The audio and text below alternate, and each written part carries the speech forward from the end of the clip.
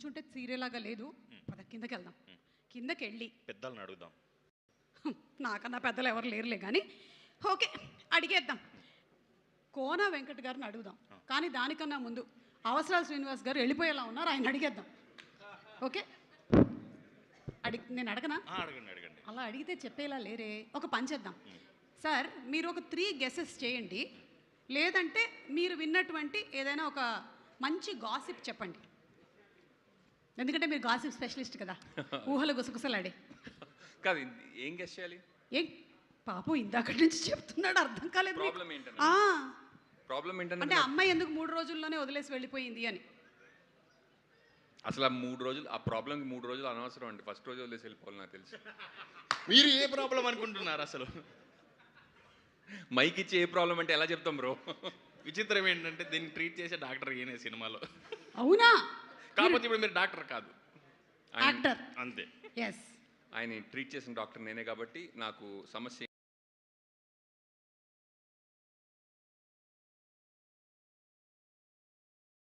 ఏంటన్నది చాలా లోతుగా తెలుసు. కానీ ఇప్పుడు ప్రస్తుతం చెప్పదలుచుకోలేదు, ఎందుకంటే 17వ తారీఖున చూస్తే బెటర్ అని. ఒకటైతే అర్థమైంది, బాగా చెప్పారు. డాక్టర్ దగ్గర ట్రీట్ చేసే ప్రాబ్లం అంటే పెద్ద ప్రాబ్లమే. ఓకే, డాక్టర్ ట్రీట్ చేస్తే పెద్ద ప్రాబ్లం, డాక్టర్ కూడా ట్రీట్ చేయలేని ప్రాబ్లం అంటే అది డాక్టర్కే ట్రీట్మెంట్ అవసరం పడేలా ఉంది. నాకు అర్థమైంది. Okay, thank you. Thank you sir. Kona Venkat garu, మీరు ఎన్నో అద్భుతమైనటువంటి కథలు రాసేశారు కాబట్టి మీరు ఇట్టే మనుషుల సైకాలజీని కనిపెట్టగలుగుతారు. ఇతను he is not telling outside, please tell no. కానీ టు బి ఆనెస్ట్, నాకు అసలు నేను 100 గెస్సులు వేసుకున్నాను, నాకు మైండ్లో నాకు అందట్లేదు. 17th మార్నింగ్ వెళ్ళండి, నాతో రండి, లేకపోతే థియేటర్లో దీనికి మనకి దొరుకుతుంది ఆన్సర్ అన్న feeling. Okay sir. 17th morning show Prasad. మీరు ఎలాగో చెప్పలేదు కాబట్టి కనీసం ఒక గాసిప్ అయినా చెప్పండి మాకు. గాసిప్? మీరు ఈ మధ్య కాలంలో విన్న gossip. Gossip is only after 1 sip. Gossip అంటే నాకు పాట గుర్తొస్తుంది. ఇది అదేనేమో అలానే ఉందే కాదేమో. Okay, thank you. Thank you. Harsh Roshan, చిన్నోడివైనా సరే నీకు తోచినటువంటి ప్రాబ్లం గెస్ చేయి. గెస్ చేయడం చాలా కష్టంగా ఉందక్క, బట్ యూనో గాసిప్స్కి కొంచెం దూరంగా ఉండాలి. ఓకే, నీ గురించి ఏమైనా గాసిప్లు విన్నావా ఈ మధ్య? నా గురించి కోర్టులో కేసు కూడా అయింది దానివల్ల. ఇతని సమస్య నీ సమస్య కన్నా చాలా పెద్దది. చాలా పెద్ద సమస్యలు చిక్కుకున్నాడు.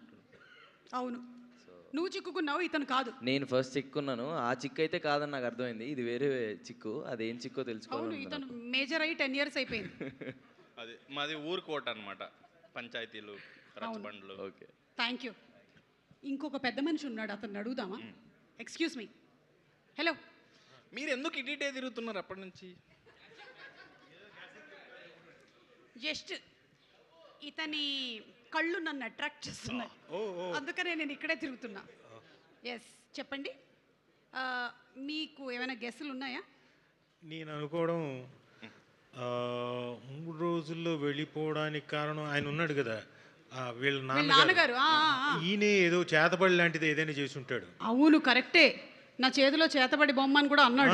నా చేతిలో చేతబడి బొమ్మ నువ్వు అయిపోయావురా అని ఆయన ఏదో చేసి ఉంటాడు. లేదా ట్రీట్ చేస్తున్న పక్కనే ఉన్నాడు కదా ఈ డాక్టర్, ఇతనే ఏదో చేసి ఉంటాడు. పెళ్లి రోజున ఏదో కాదా? ఓకే, కరెక్ట్గా రాంగ్ చెప్పాడు. నేను అనుకున్నట్టే. ఇచ్చే మైక్. ఇదిగో నాకు ప్రతాప్, డౌట్ వస్తుంది. ఇందాక ఒక కామెంట్ వచ్చింది చూసావా? నువ్వు ప్రమోషన్స్ లో గట్టిగా పార్టిసిపేట్